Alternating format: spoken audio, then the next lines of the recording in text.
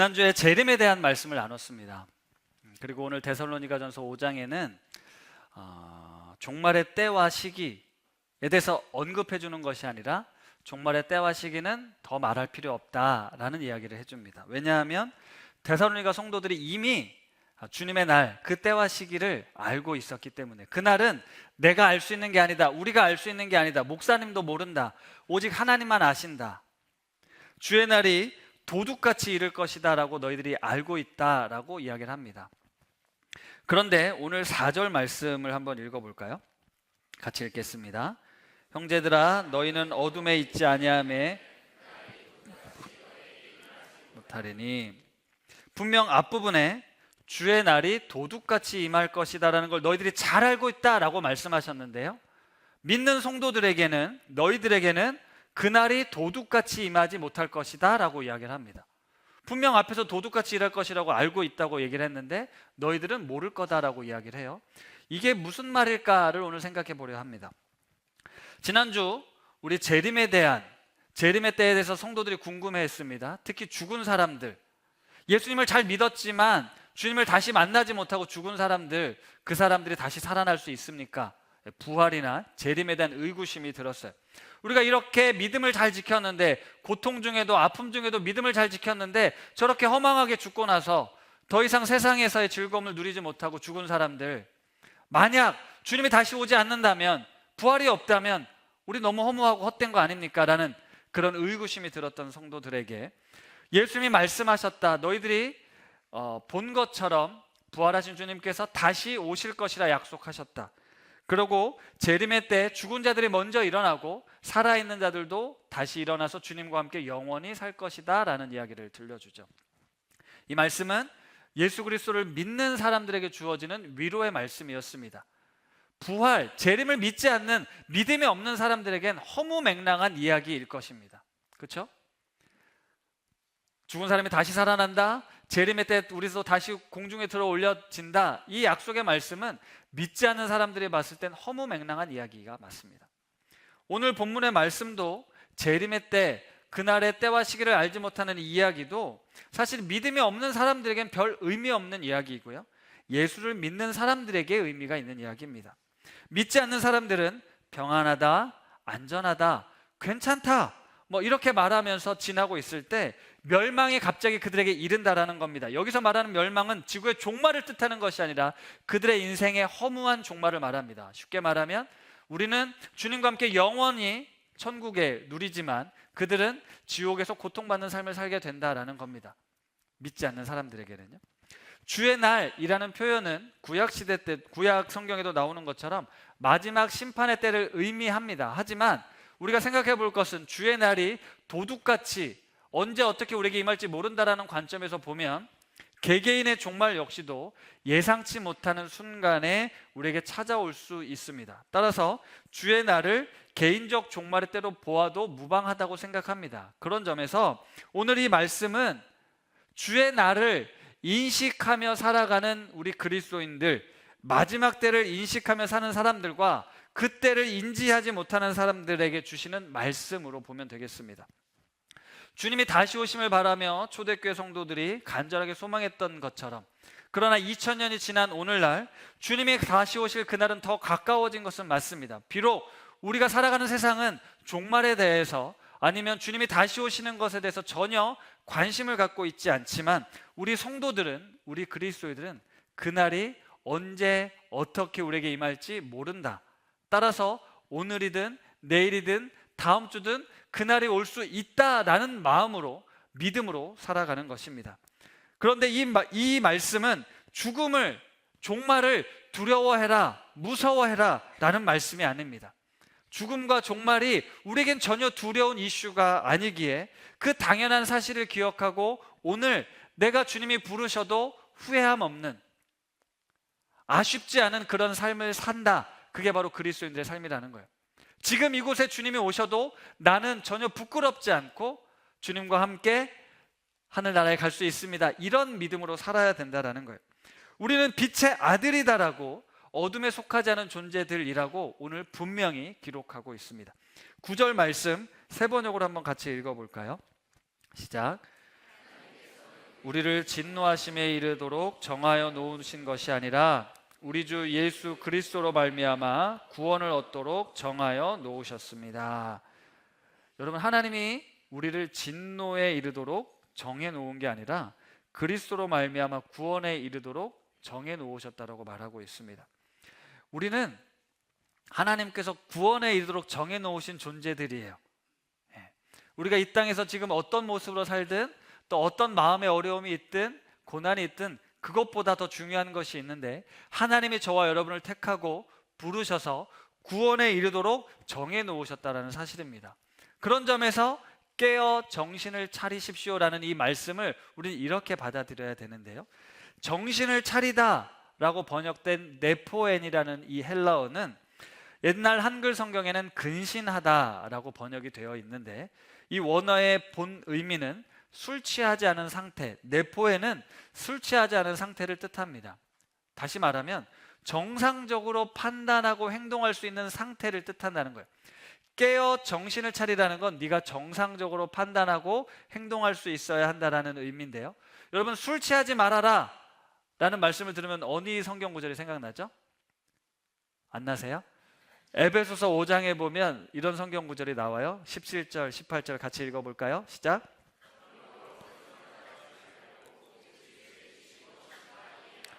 술 취하지 말라. 이는 방탕한 것이니 오직 성령으로 충만함을 받으라. 앞뒤를 다 자르고 술 취하지 마 라고 성경에 기록되어 있으니까 술은 마셔도 돼, 이렇게 변명하라고 주신 말씀이 아닙니다. 술 취하지 말아라, 이는 방탕한 것이니 앞에 어떤 말씀이 나오냐면, 그러므로 어리석은 자가 되지 말고 주의 뜻이 무엇인가 이해하라 라는 말씀이 먼저 나와요. 그 다음에 술 취하지 말아라는 얘기가 나오잖아요. 무슨 말이냐면 술에 취하면 주님의 뜻을 이해하기 힘들다, 어리석은 삶을 살게 된다, 이런 뜻입니다. 그리고 이 술이 그 술을 의미하기도 하지만 사실은 술 취하지 말아라라는 것은 하나님이 아닌 세상적인 것에 취해, 하나님이 아닌 다른 말씀에 취해, 다른 유혹에 취해 있을 때 우리가 정상적으로, 그러니까 우리가 정상 상태에서 하나님을 믿고 믿음으로 살고 있지만 우리가 우리의 정신이 세상에 빠지게 되면 올바로 판단 못할 수 있다라는 의미라는 겁니다. 그리고 술 취하지 말라, 이는 방탕한 것이니 라고 생각하면 우리는 술 취하고 막 방탕한, 막 허랑방탕한 그런 모습들, 그런 만취 상태를 생각하잖아요. 사실 이 방탕하다라는 원어는 에스틴 아소티아인데, 여기서 아소티아라는 단어가 방탕하다라고 번역된 단어입니다. 그런데 이 아소티아라는 단어는 원래는 헬라어 소조라는 단어, 구원하다라는 단어에서 파생이 돼서 부정접두사인 아가 붙어서 아소티아가 됐습니다. 다시 해석하면 구원받을 수 없는 상태를 말한다는 거예요. 술 취하지 마, 구원받지 못한 상태에 이르게 되기 때문이야 라는 말이에요. 앞부분과 연결이 되죠. 그러므로 어리석은 자가 되지 말고 주의 뜻을 이해해라 라는 말씀은 하나님이 너를 어떻게 생각하시고 너를 어떤 존재로 빚으셨고 어떤 모습으로 살아가기를 원하시는데, 술 취하면 그 구원에 이르지 못하게 된다라는 말씀이라는 거예요. 방탕하다라는 이미지가 아니라 구원받을 수 없는 거구나, 술 취하는 것, 세상에 취하는 것, 세상의 유혹에 취하는 것은 결국 구원에 이르지 못하는 그런 일이 될 수 있겠구나 라고 경각심을 일깨워주는 말씀이라는 거예요. 그래서 오직 성령으로 충만함을 받아라 라는 말씀입니다. 성령의 충만함을 받아야 하는 이유는 우리가 그리스도인답게 살아가야 하는 것도 있지만, 우리가 이 땅을 살아가면서 우리의 믿음이 흔들리고 유혹이 찾아오고 시련이 다가올 때도 너는 하나님의 자녀야, 너는 구원받은 하나님의 백성이야 라는 사실을 잊지 마 라는 말씀입니다. 성령의 충만함을 받아서 하나님의 뜻을 잘 받아들여라는 의미죠. 깨어 정신을 차리다라는 비슷한 구절이 베드로 전서에도 나옵니다. 이 말씀도 같이 읽어볼게요. 시작.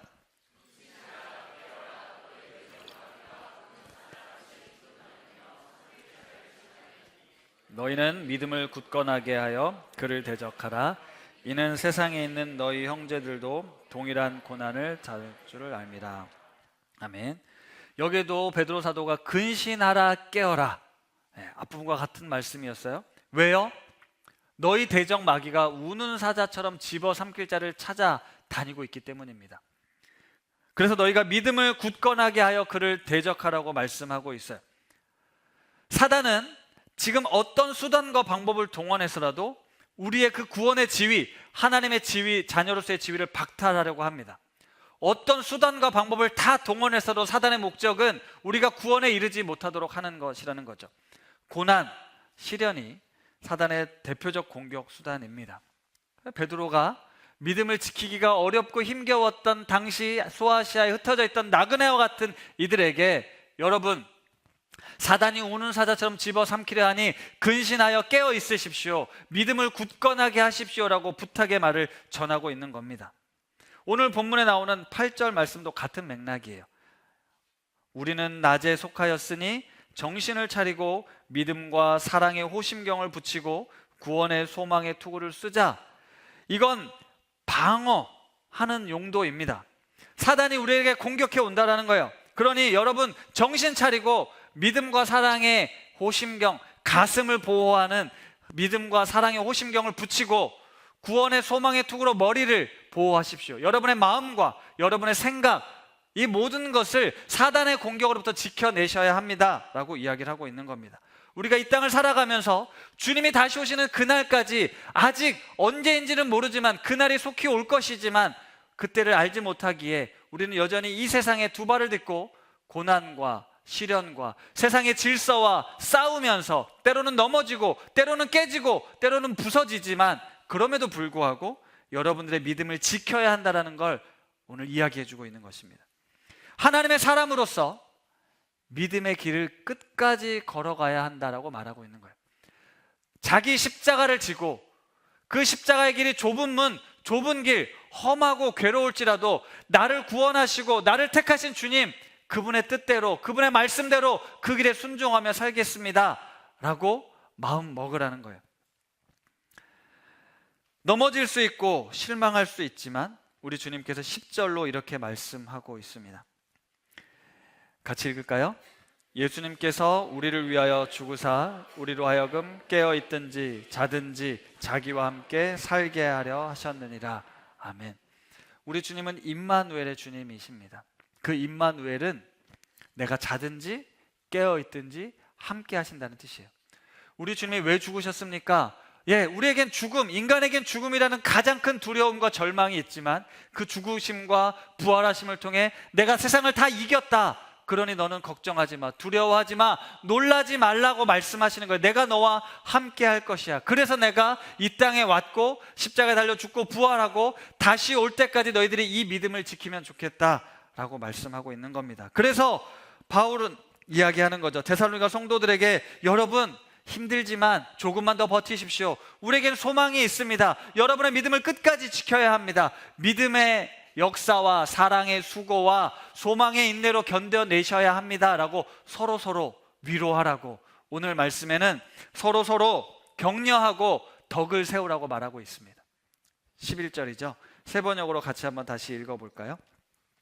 그러므로 여러분은 지금도 그렇게 하는 것과 같이 서로 격려하고 서로 덕을 세우십시오. 바울은 데살로니가 성도들의 삶의 고민과 어려움을 알았습니다. 잘 믿고 있었지만 끊임없이 한편으로는 세상적인 유혹이 있고 내 믿음이 흔들리고 그런 성도들이 있었다라는 거죠. 힘겨워하는 이들을 위로하고 오늘은 격려하고 덕을 세워라. 하나님의 선하신 뜻을 우리 같이 이루어가자. 그 공동체를 세워가자. 이렇게 말씀하고 있는 겁니다. 하나님 우리에게 공동체를 주셔서 홀로 믿음을 지킬 수 없는 이들에게 이 공동체를 통해 서로 위로하고 서로 격려하며 덕을 세움으로써 끝까지 이 믿음의 경주를 달려갈 수 있기를 원하신다라는 겁니다. 깨어 정신을 차리십시오 라의 의미가 여기에 있습니다. 깨어 정신을 차리십시오 라는 것은 우리가 이 세상을 살아가면서 하나님의 자녀라는 정체성과 하나님의 백성으로 구원받을 것이라는 것이 어떤 삶의 어려움과 시련이 와도 흔들리지 않아야 된다라는 말씀이라는 겁니다. 혹시 깨어 정신을 차린다라는 의미를 이렇게 곡해할 수 있습니다. 주님이 언제 다시 오실지 모르니 예배드리고 찬양하고 기도하고 말씀 듣는 중에 주님을 맞이해야 된다, 이렇게 오해하시면 안 됩니다. 우리 주님이 다시 오실 때 내가 그날과 그때는 안 알려줄 거지만 도둑같이 임할 건데 그때 너 예배 안 드리고 딴짓하고 있으면 구원 못 받는다, 이렇게 말씀하신 게 아닙니다. 물론 우리가 이렇게 예배 드리고 있을 때 지금 예수님이 오시면 얼마나 좋겠습니까? 내가 굳이 눈치 볼 필요도 없고 내가 주님을 잘 섬기고 있다가 구원 받는 것처럼 느껴지니까요. 그런데 친구들하고 놀러 갈 때 혹시나 술을 마시고 있는데, 나는 분명히 교회를 잘 다니고 예수를 믿는 사람이었는데 그때 예수님이 오신다고 하면 얼마나 부끄럽겠냐. 그러니 정신 바짝 차리고 언제 주님 오실지 모르니 날마다 기도하고 날마다 예배드리고 날마다 말씀 읽고 그렇게 주님을 맞이해야 된다라고 말할 수 있다는 겁니다. 그런데 죄송하지만 그런 설교에 넘어가지 않으시면 좋겠습니다. 우리에게 두려움을 조장해서 주님 오시는 날 너 심판받을지 모르니까 이렇게 해야 돼, 이렇게 하나님을 열심히 믿게 하는 어떤 거짓 가르침에 속지 않으시면 좋겠습니다. 죽음에 대한 두려움으로 장사하는 종교 장사꾼들에도 속지 마십시오. 지난주 4장에서도 말씀드렸지만 조용히 자기 일 하기를 힘쓰라 말씀하셨습니다. 하나님께서는 우리를 이 땅에 보내주셔서 박상윤은 박상윤의 모습대로, 그냥 너의 생긴 모습대로 너에게 허락된 가정과 일터에서 성실하게 그 일을 감당하다가 주님 오실 때 맞이하라고 이야기하고 있는 거예요. 세상이 어수선하고 혼돈스러워서 포기하고 싶고 그저 교회에서 매일같이 예배드리면서 주님을 기다리고 싶은 마음, 굴뚝 같은 거 알겠지만 그래도 힘들어도 여러분의 삶의 자리를 지키셔야 한다는 거예요. 세상이 악하고 죄악으로 관영한다 할지라도 나는 믿음을 지키고 그리스도인답게 살아가는 겁니다. 손해볼 수 있고 욕먹을 수 있고 어려움이 찾아올 수도 있지만 우리 주님께서 함께하고 계시고 우리에게 구원을 약속하셨기 때문에 우리는 그것을 두려워하지 않고 실패를 두려워하지 않고 죽음을 두려워하지 않고 오늘 하루 믿음으로 살아갈 수 있게 되는 것이죠. 이것이 바로 진정으로 깨어 정신을 차려 있는 성도들의 모습이라는 것입니다. 이런 믿음으로 살아가는 우리들에겐 개인적인 종말이 와도 역사적인 종말이 와도 두려워하지 않습니다. 그것은 끝이 아니라 또 다른 시작이기 때문에 그렇습니다. 그리고 그 시작 앞에 주님 앞에 섰을 때 내가 어떤 모습으로 있어야 하냐? 주님이 나의 구주가 되십니다. 주님이 나의 구원자가 되시고 주님의 사랑으로 내가 오늘까지 살아올 수 있었습니다. 나의 힘으로 나의 능으로 한 것이 아니라 오직 하나님의 은혜로 된 것입니다. 그래서 힘들지만 아프지만 그래도 나는 끝까지 주님 말씀대로 순종하며 살겠습니다. 이것이 우리가 하나님 앞에 다시 오시는 주님 앞에 보여주어야 할 모습이라는 것입니다. 말씀을 마무리하겠습니다. 사랑하는 성도 여러분, 정신 똑바로 차리시고 예수님을 잘 믿으시기 바랍니다. 여러분, 우리는 하나님께서 예수 그리스도를 통해 아무 자격 없고 보잘것없는 우리들을 당신의 자녀로 삼아주셨습니다. 그저 그분을 믿기만 하면, 주님을 나의 구주로 믿기만 하면 하나님의 자녀가 되는 권세를 주시겠다고 말씀하셨어요. 우리에게 새로운 정체성, 빛의 자녀라는 새로운 정체성이 주어졌습니다. 따라서 우리는 불안, 두려움, 염려, 슬픔, 눈물에 매여 사는 것이 아니라 영광스러운 그날을 기대하며 오늘을 살아갈 수 있습니다. 오늘의 삶이 끝이 아니라 영원으로 이어지고 있다는 사실 때문에 우리는 우리에게 주어진 하루를 소중하게 여기고 우리가 만나는 사람들을 귀하게 여기며 내가 할 수 있는 한 최선을 다해 사랑하고 성실하게 일할 것입니다. 깨어 정신을 차린다라는 말씀은 내가 어떤 존재인가를 잊지 말고 그 존재답게, 그 자녀답게 살라라는 말씀입니다. 세상을 살면서 내가 지금 하나님의 자녀로 살고 있음을 잊지 마십시오. 하나님의 자녀로 산다라는 것, 그 정체성으로 산다는 건 우리가 비록 이 땅에 두 발을 딛고 살아가지만 초월적인 존재로 산다라는 의미입니다. 대한민국 국민으로 살고 있지만 날보다 더 근본적인 정체성은 하나님 나라의 백성이라는 사실을 기억하십시오. 우리는 이 생을 살지만 세상 사람들과 달리 초월적으로 살 수 있습니다. 또 초연하게도 살 수 있죠.